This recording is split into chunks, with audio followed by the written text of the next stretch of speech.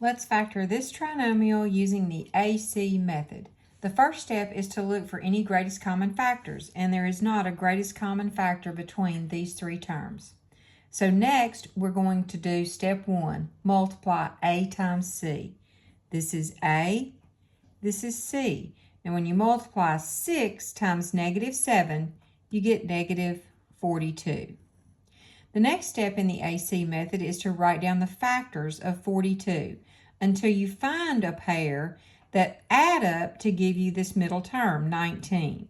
So we're doing negative 1 times positive 42, positive 1 negative 42, negative 2 21, 2 negative 21, and right here is the pair we need, because when you add these two together, you get positive 19.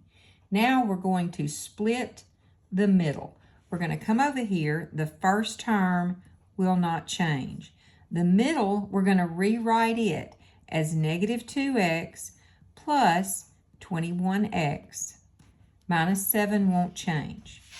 The next step in the AC split the middle method is to group these numbers 2 and 2. Notice that the sign in the middle is not in either group.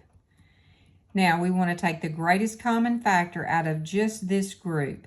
The thing that will go into 6 and 2 is 2x. Now when I divide 6x squared by 2x, I get 3x. 2x will go into 2x one time. Now we're going to do the same thing to this group.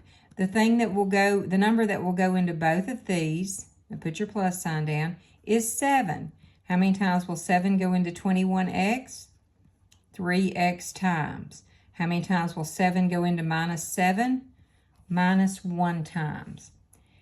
Now that these two things match, our next step is to divide it out of both terms. So we're going to put it down here because we divided it out. Now what's left over? The 2x and the plus 7. And there you have factored form of this trinomial. If you want to, you can foil it back together and see if you get your original.